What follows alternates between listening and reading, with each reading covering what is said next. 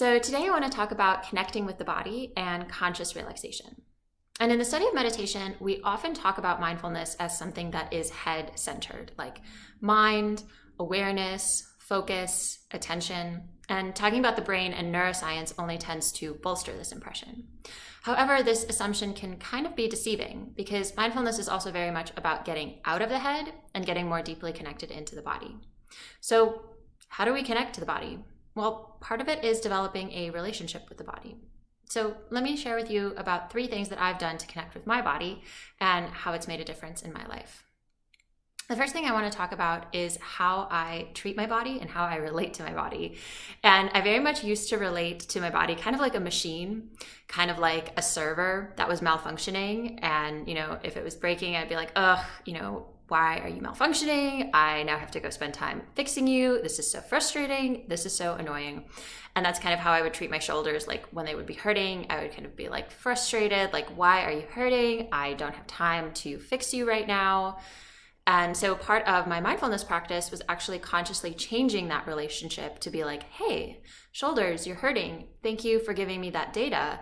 Let me now think about what I can do to help you feel better. So really changing that relationship to work with my body instead of against it. And the second thing that I wanted to share with you about, I attended this talk with Tammy Simon. She's the CEO of Sounds True. And she was talking about how our body is constantly giving us messages about where it's at. My back is hurting, or I'm feeling really sleepy, or I'm feeling really tired, or, my mental health is not where it wants to be. And sometimes we tend to ignore these messages, kind of drown them in coffee, or just keep pushing through. And that's when we kind of end up in burnout.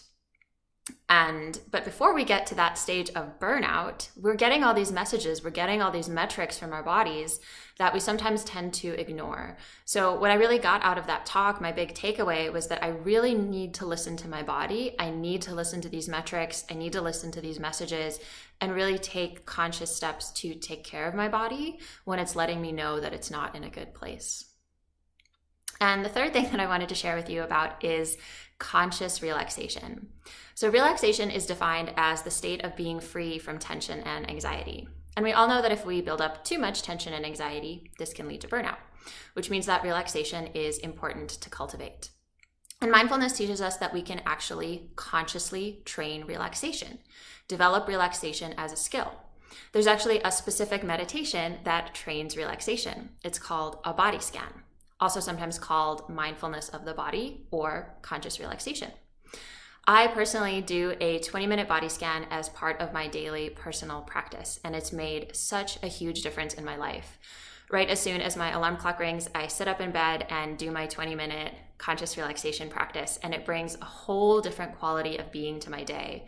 Instead of rushing through the morning, I'm able to bring this quality of deep stillness and presence to my day, which has completely changed how I walk through my life. It's been one of the best things that I've ever done for myself.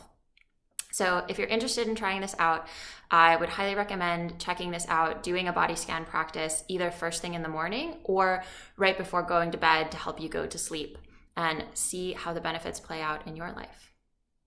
Thanks for watching, and if you're interested in meditating with me, please check out my 20-minute body scan guided meditation.